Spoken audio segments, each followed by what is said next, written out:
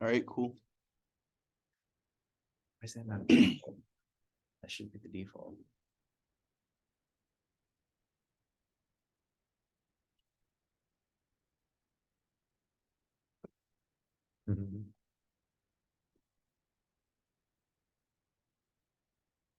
Well, do you want to just wait recording until they're ready? Because I don't want to like catch them off guard as soon as they join.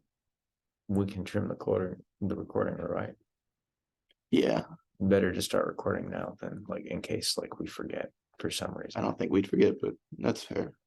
Just like a contingency plan.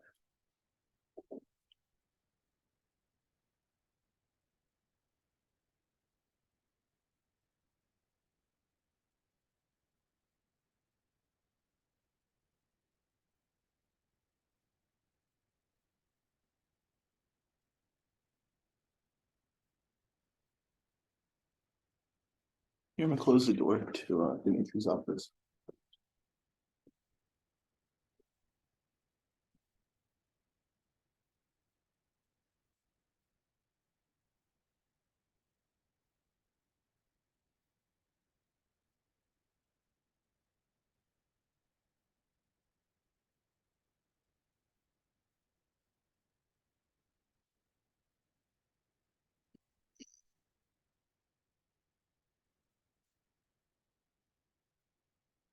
I'm gonna fail this exam later today.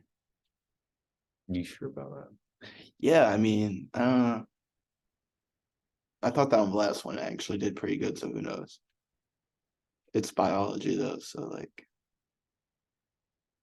I don't know. That's what you were studying last night, right? Yeah.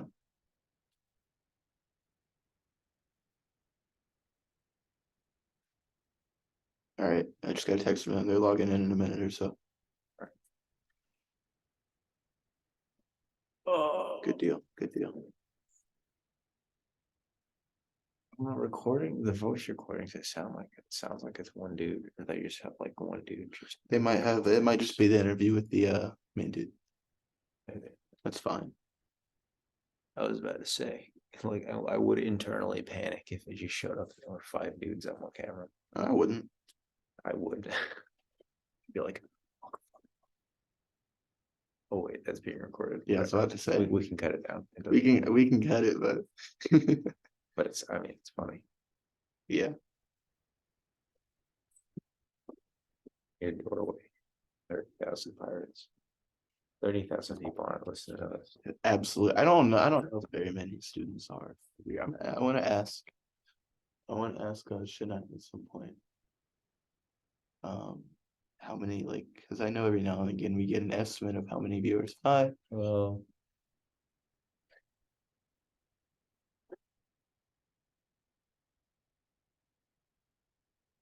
Hey Tiffany. Yeah. Do you like have an estimate of how many people at one time are listening to the radio? I don't really know the exact number of analytics Shay might know, but it's kind of hard to tell. But I know a lot. Oh, really? Yeah. oh, What's up? I was just wondering. I was wondering if this was accurate. No, we're waiting for them to join the Zoom meeting. They're the waiting room. What? All right, I'm about to start interviewing them right now.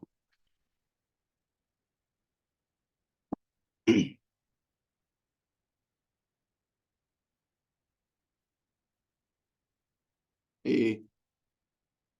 How are you? What's the story, lads? How's things? This is beautiful. Good. How are you? How are you? How's your day? Yeah, it's good, busy enough. Radio promotions like it's a slog. It's great though. Great. Like I actually think this is fantastic actually to get to speak to you because like we have a lot of fans in and around North Carolina, because of the Panthers stuff. So I just find this absolutely awesome. Yeah, I was looking into that. So you ready to just jump right into it? Yeah, let's go. Yeah, absolutely. All right, so I guess go ahead by introducing yourself and your band. Yeah, absolutely. I'm Tyson. I'm the songwriter and I suppose the general of Skyfever. We're an Irish alternative rock band and we're the band behind the Keep Pounding song at the Carolina Panthers games. People have probably heard it in snippets, but yeah, it's an honor actually to be able to speak to you guys today. It's an honor to meet with you too. So what are the other band members? Because I know it's just you here today. Yeah. So my name's Tyson. I know it's a bit of a strange name for an Irish guy, but anyway, long story behind that one. Luke Lang, he's the lead singer. There's Matt Hannafy, and he's lead guitarist. And obviously Carl does drums and synths and this kind of stuff as well. So it's yeah, we all chip in, you know. Cool. So what are the origins of Skyfever? So I've always written songs. Like, I think as soon as I picked up a guitar, like I didn't, you know, the way some people would go to lessons and learn their instrument and then write songs. I just started writing songs as I was learning chords, and I was never a front man. And I fully kind of, like, you know, my heroes would have been the likes of Noel Gallagher, these kind of people who would write songs and mightn't have been a front man. So as you do, you join bands, you put in your hours, you try to. I actually am grateful for all the experiences of other bands I've been in. Like never fully got off the ground or any of that stuff. So, but then when it got really, really serious, when I kind of recognized that I started to write stuff that was good, I suppose. Like you know, when you put it against songs you hear on the radio, you're like, oh, man, why wouldn't be out of place there? It was time to find a lead singer, a frontman, because I do recognize it's fair enough having good songs, but like if you have someone great to sing, like, a great singer will make an average song good. But Like a classically trained singer. But not even classically trained, but just like I'll give you an example. I would have auditioned 30 to 40 people before I found Luke. And the second Luke walked in, it was really weird. I don't know if you've ever had this experience. Maybe you have, people who've worked at the station. You know, when you just click, it's like you've met before. It's a really weird experience. It was really weird, and it was just like he walked like a footman, and I was just thinking to myself, if this guy can sing half as good as he carries himself, I'm on to a winner. And he just like Luke's influences are like, you know, Chris Cornell and Pearl Jam, and like basically American rock, and which would have been, you know, where I'd be, you know, some of my favorite bands as well. So, and we started writing that week, and it was crazy. Just the songs just came, and it didn't take me too long to recognize that like he'd have a certain case. So I was learning his sweet spots, how he, because we all have different shaped mouths and we all say words differently. So I was kind of understanding Luke's vowels, the way Luke says words. I was starting to already within 2 or 3 weeks to tune my writing, and then we obviously had to build the band. And you know yourself, you go through. Sure, you've spoken to other bands, and you go through a few members. It's all a trial and error thing. If you're trying to build a unit, a group of winners, a phalanx, we kind of treat ourselves a bit of a phalanx, you know, Spartan 300. Like if you're looking to do something great, you need to be of the one mindset. And we were kind of looking at the ethos of everyone's talented, but do they have the will? You know, they have the skill, but do they have the will? Are they, you know, do we get on? Is the vibe right? And that was huge. Like, there's a lot of talented guitarists out there, but are they a winner? Are they willing to go towards the Skyfever vision? Are they willing to put ego aside and let the song ego win? You work for it. Yes, work for it and have the will. Like it's very easy to, you know, it's the summer and you're rolling into rehearsal. Well, the Irish summer is great. Your summer is a lot nicer. But you know, the Irish summer, the joke. But like you know, in the winter when it's slashing rain, you're tired. It's, you know, you're on. You know, you've got your guitar on your back. You're waiting for a bus. The bus is late. It's moments like that test you. Are you going to be a good band member then? Are you going to be a reliable band member then? So stuff like that. So it took us a while, but once we found Carl, funny enough, worked in the rehearsal room. Carl's a drummer. Um, like that was an easy decision, And same with like Matt as well on guitar. Like Matt's just a genius. It's almost like he's so talented that it's almost a matter of bottling lightning with him. He can do anything. So it's a kind of a case of like Matt's just like he'll come up with 3 or 4 different riffs, and I'm already mine. I would actually have to stop him and go, Matt, wait. Can we just record that, please? Because there'll be 3 or 4 songs there. I'm like a kid in a candy store. So just very grateful for the band we've built and where we're going and where we're heading. So just so exciting. It's beautiful. That's great. Personally, I'm like a big sucker for like synth rock kind of stuff.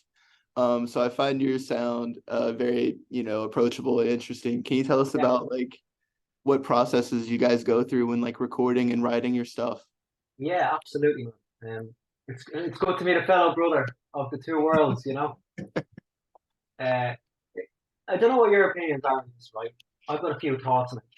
I think that now this is probably a little, I don't know, it's more than your time, so I don't know. Look, I'll go deep on this anyway. I think that a guitar is obviously from the natural world, natural harmonic, whereas the synth world is a different thing. And yourself, you hear a song from the 80s. Some of us weren't even born in the 80s. When you hear a song like, Betty Davis Eyes or anything Gary Newman and stuff, and it's almost like you were there, but you weren't. Mhm. Since give a nostalgia, like the holiday you should have went on, the person you should have met. You know what I mean? Like the memory you should have had. They do a weird thing to your brain. So I think that those two worlds are an absolute. If you get it right, it's a very powerful thing. And I also just think the increase in digitalism, I think there's something to do with that as well. And yourself, I actually don't know if many people know this, but you being a student, now I would have done a degree in marketing and advertising and stuff like that. So we would have heard of a thing called a pattern interrupt. So at the start of an ad, the way there's a bell that goes off or a sound, which is like a trigger to stop what you're doing. This is an ad. So many hit songs now have a sound at the start, and it's almost like to get your brain into that frequency. It's a very subtle trick. Synths can only do that. Guitars can't do that. So it's a very tactical way you use synth. Sometimes it's not like, but that's why we're into that world. But in terms of the process of writing a song, to describe it to someone you're listening to aren't musicians, but the musicians will get this, but the ones who aren't. When a person here says to you, "Oh, that song is in my head all day," all right, and it's like you hear the song, it's just in repeat. So to the writer, like that's a song you haven't heard yet. It's like something that's nagging you. It's a tune that just keeps playing and playing and playing. So that happens to me. It's somewhere there, whether it's in another realm or whatever it is, wherever these songs are, they exist there. And it's just a matter of, I suppose, trying to work backwards from the vision. So whatever that idea is, to try to get it as soon as possible. Like my phone is full of thousands of ideas, but I am stubborn, and I'm a bit of a crazy person when it comes to it. Once I have an idea, I don't like a lion on a prey. I do not give up on an idea. This is an arrogance talk, and this is just how I work. I believe that every idea can be great. Whether it's I can take it to a certain point, and then the band. This is the beauty of being in a band, especially with a voice like Luke's, with a mind like Matt, and just Carl's sense of rhythm and sound. That if I can get it to a certain point, the lads are gonna take it into space, and it's fantastic. Sometimes I would have a very full vision of specific idea, like some songs I believe come like I don't know how I fished in the same waters that U2 Coldplay have or whoever.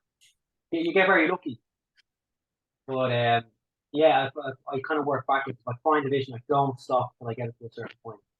And I think like I say there's millions of songs that have just been lost because people have just gave up on them. I'm not one of them. I'm kind of yeah.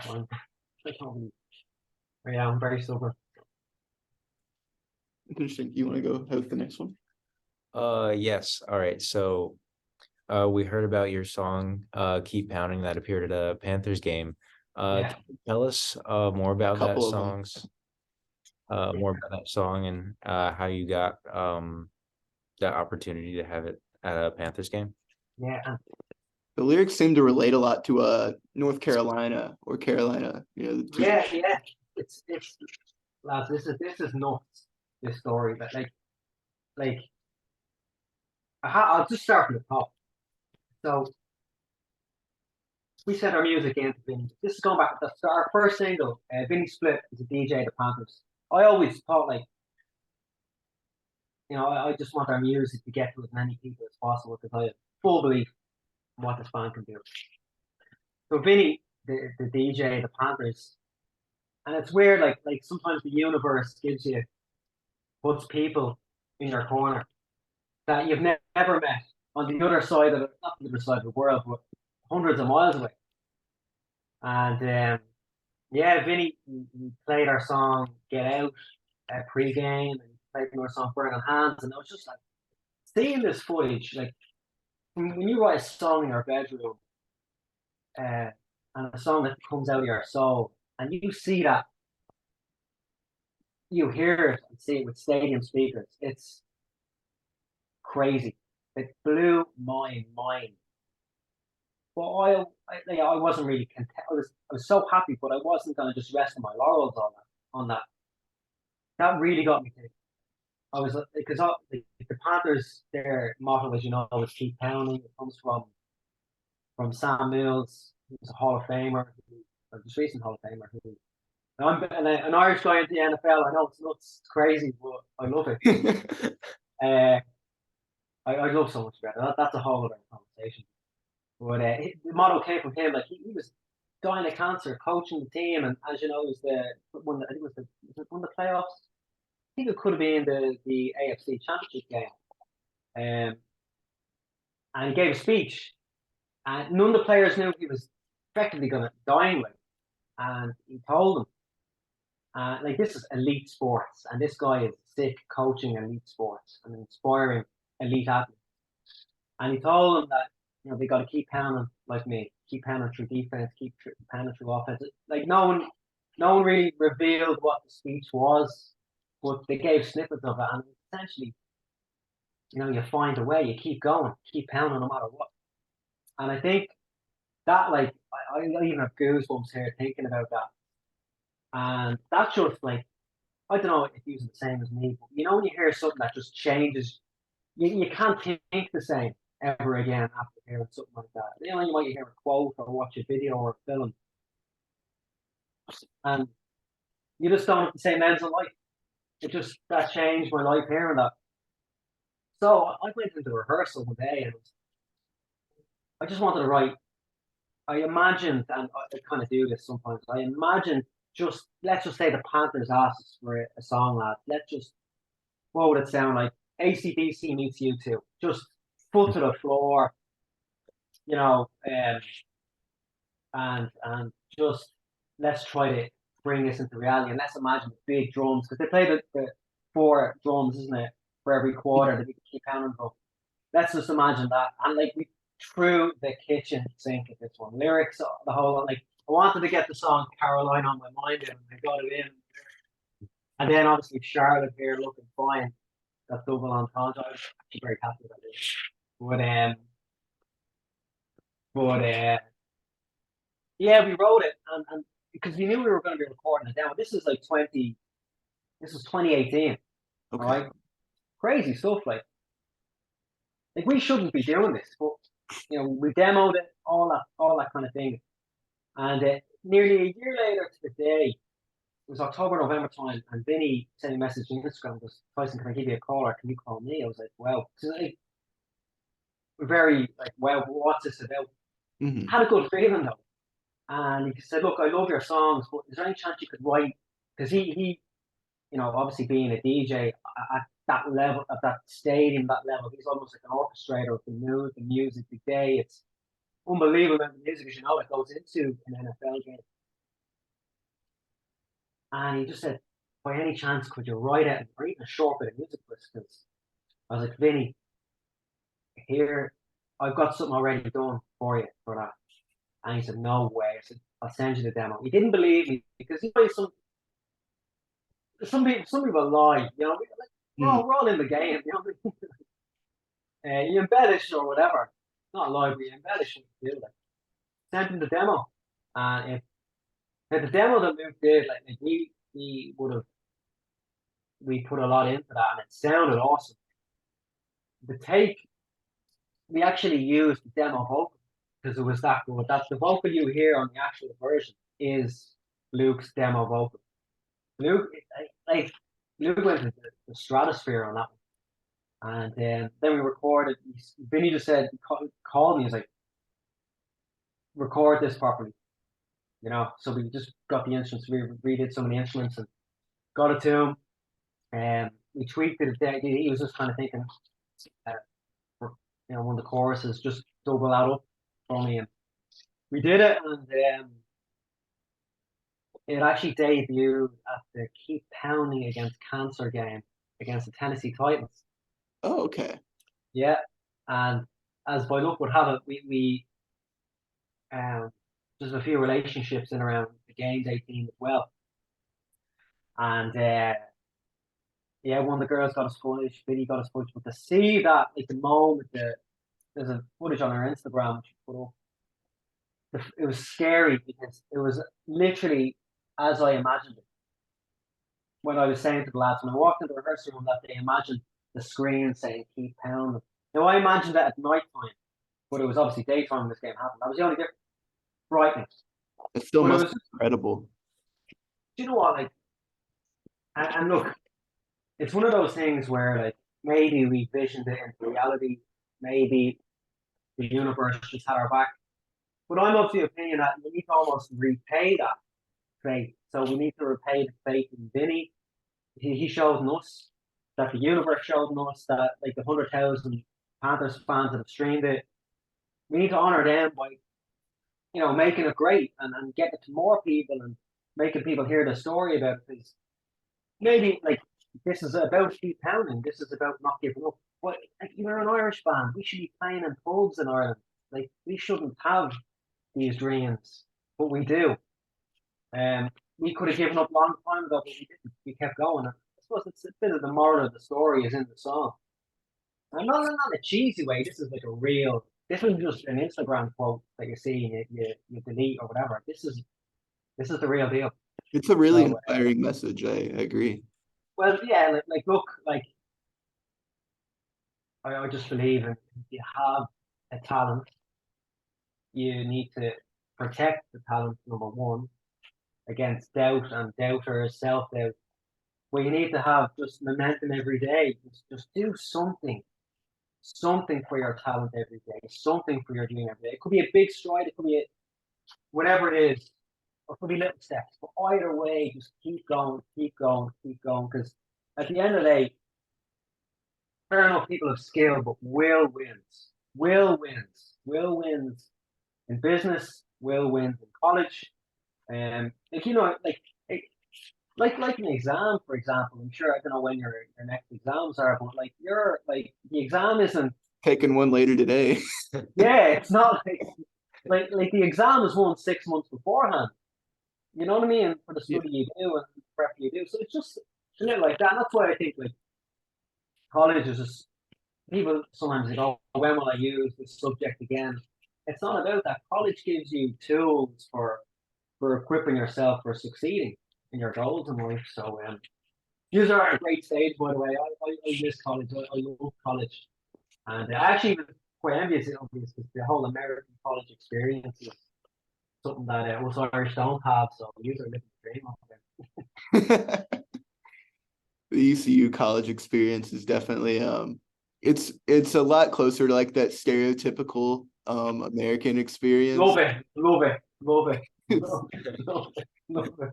Like we you know what we love to do? Like we love to like maybe have to come over to the States, obviously, but we go to play like, I don't know, like obviously the usual bars and that kind of stuff. Like, but to play a frat house or anything, like we want the full experience. You know?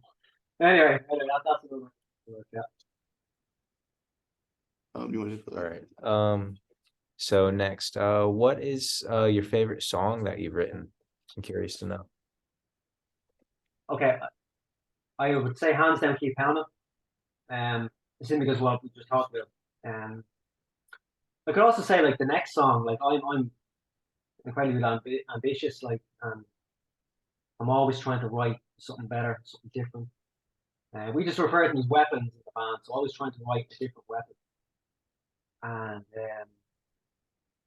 I do love, you know, I do love the new single. I'm not just saying that every every artist would say that, but I just think that like this one was because you know you go from writing Keep Pounding or you know other songs, well, I think so, like big songs, but when you get a little bit more vulnerable and when you kind of let the guard down a little, that's when it's real. Sometimes it's all the rock and roll, rock bravado, a shield and a cloak. Because I think like a lot of musicians, we are quite vulnerable in some ways, and yeah, like it's you know you put an act on stage and you're you know is that the real you? Is it not? For a song like Even Flowers Die, like that was I don't know. We've all been to that place where when someone we love pass or someone we know it's someone pass, um, and just the struggles and the idea was that like, I don't know, you know when you oh fair enough at a funeral the flowers are very fresh. But you go back to that grave a few weeks later or a month later, the flowers have died, but you're still there with your grief, trying to hold on, trying to move on, and even if you have beautiful memories of the person, it still hurts. Like so, that was just the idea that like, trying to move on, and I think for like I know a lot of there's a lot made at the minute of guys only talk. We don't really share our feelings. You know, we try to, you know, the whole masculine thing being strong and all that. Like, I'm absolutely all about being strong, but like even writing a song like this has taught me that it's kind of good to show your feelings, you know. And like for people who, I think a song like this for people who can't express themselves, who don't have the gifts that we have, or the look of the talent that we have. If this song gives them some strength or a moment where they can kind of reflect and it gives them a little bit of a boost in the day. That no, it's going to be okay, even though it hurts, it's going to be okay. That's why probably this is one of the like we had a friend who went through a tragedy, like an insane tragedy, and that had a massive part to play in the song. So it's almost like I know this song gave this person a lot of hope. You know what I mean? And you can really ask for nothing better as a writer or someone in a band. Like Luke did that vocal in one take. Like everything was nearly one take, and that's how much we loved it. And just the song, like that song was written 15 minutes. It just flowed, Oh wow. and like the synths as well. Like that's I was just looking at a lot of Stranger Things, and one of the lads played it. It was just like, oh yeah, that just gives the right way in, you know. Referring And to I know your new single "Flowers Never," flowers die. even Flowers Die. Even flowers die. Sorry. Yeah, yeah. So yeah, like when you're asked what's your favorite, this one is quite tough because it brings you back to a cool memory. You know what I mean? Like I know Luke. There's a song we have called "The Wait," and we released that at the start of the pandemic. It's crazy how the timing of that was. Luke wrote that in one go as well. That was a real conscious flow of lyrics, and I know that's one of his favorites. Well, yeah, just this new one that we this is a particular look for it, just because it's sometimes hard to be vulnerable. We succeeded with that. I'm very happy with. All right. I guess I just wanted to touch real quick. We were talking earlier about like synths and how they have like that attention grabbing thing. Yeah. I feel like you see more and more with even modern rock bands, this kind of phenomenon where you see them writing songs or parts of songs that are almost intended to go viral in a way or to be used in a social media platform in a certain way? What are your takes on that? Um, I'm just of the opinion that like more power to them, fair Hmm. play, to it, you know. Uh, like I know the traditional take of order selling out or any of that stuff. Like I just think fair play to you. Like it's hard enough. It's hard enough just to be living normal now. To live, it's hard enough to live and be happy. It's okay. It's hard enough to live. It's hard enough to be happy. It's hard enough to follow your dream. Exactly, yeah. I've never begrudged anyone doing that. I think that's a very clever way to get big. Yeah. And whatever your route is into your dream, well done. More power to them. I think it's some of it's so clever, some of it's so genius. Um, I just have a lot of respect for anyone looking to to make the best they can be, and but some of it's brilliant. Some of it's so clever. I love the what was it the Glass Animal song? What was that I song? think I know what you're talking about. Heat waves. Yeah. Like that was just like whoa, and like even that gets me thinking. I'll never begrudge an idea. I like to learn from other people. So it's like, okay, how did they do that? Why did they do that? Was it club based? Was it how it just flowed in? And like, why did it get viral? Like, I'll ask all those questions, and I think the person who begrudges or stops learning or begrudges or is critical of an idea is losing from the start. You've lost then. Like I just think the person who tries to be curious about why it works. I do think it worked on a now I have this theory is a little bit off. Well, it could be way out there, but I reckon that some synths, some are just they're almost addictive. You know Hmm. what I'm trying to say? Like, some sounds are just addictive, and I do wonder if it's to do with our limbic system. Like is it the lizard brain? Because it's deeper. It's not just on the human part. It's deep in you. Like it's like it's. I do wonder if some sounds connect with the limbic system Oh, or lizard especially brain. live, like since live or just live music, Oh, period. it's different. It hits different, doesn't it? Um, I do wonder if it hits that part of the brain. That's why it's. And the same with some colors as well. Like some colors are more addictive than others. If you know what I'm trying to say, or uncomfortable, like the other way, like color psychology and all that. So, but yeah, no, I'm fascinated by that area too. I'm sure you are, but I don't know. It's like it's good to use in a tasteful way as well. I think like we were very conscious. Like even if you listen to even Flowers Die, you'll hear the synths at the start, but you don't really hear them at the end. The synths are the doorway, and we kind of just bring the synths down in the mix then because it's then about the person because now we have you, so it's kind of about everything else then. But then we bring the synths back in the end, almost to I don't know if you know anyone's ever been hypnotized. It's kind of like that really. Songs hypnotize you for those 3 minutes maybe. There's a new thought. So maybe the synths open the door on the hypnosis, and maybe the what we do at the end, we wrap it up with the synths. Maybe that's closing the door. So yeah, All right. Well, it looks like my Zoom app is, I didn't know there was a time limit on Zooms. It's telling me we have to wrap up in about 10 minutes here. yeah, cool, no problem. Is there anything you'd like to say to the people at home? Any like new music, Instagram page, anything like that?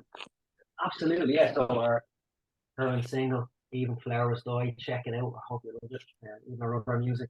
If anyone wants to like reach out to us, just it's Skyfever Music on Instagram. Instagram's our main social for a minute. Obviously, we're on TikTok as well. Same Skyfever Music. We're on Twitter, Skyfever One, Facebook, Skyfever Music. Um, but yeah, just it's our fans are incredible, and people who believe in us are incredible. And the only way we can do that justice is to be great, and we're all in together. And when we do break through, when we do get to the mountain, I think our fans are going to be with us. And I want to thank you as well. Like you obviously Thank believe you. in us. It's like wherever your radio careers go, let's see. Wherever your plans are, like Well, like I have some radio DJs which are friends for life now, and but seriously, do you know what? I think it's the best time ever, and it's anyone listening. There's a lot of doom and gloom about the music, but I think it's the best time ever to be in music, because I think when an Irish band can have their song played on the greatest stage in the world, which is the NFL, and we can connect with someone in North Carolina like yourselves on a Zoom, live, here and now. What's stopping you? Nothing. That's my message. You can do whatever you want, you know. So just the only obstacle people have is themselves and listening to doubters. You know, doubters are just like, they're necessary. That's it. That's it. Very great to talk to you. So anyone on It's been great to talk to you. Yeah, anyone on campus wants to say hello, just message us directly, and we hope to come over as well. If we want to do a halftime show at the Panthers, we love to play our campus and maybe meet up and, you know, do a frat house. There you go. There's something we'd love to do. Did you ever hear do a few house shows? Absolutely. Yeah, love that. Yeah, if you are ever, you know, in the North Carolina area, I do know people that are always looking for, you know, touring acts to put on some shows. Let's talk more about that. Absolutely. Let's make that real. Yeah, 100%. Would be awesome. All right. Well, thank you. Thank you for coming here and letting us ask you some questions. Thank you. Absolutely, lads. Have a great day, yeah? Go You get it. too. Have a great one. Thanks, lads. Look, Bye. bye.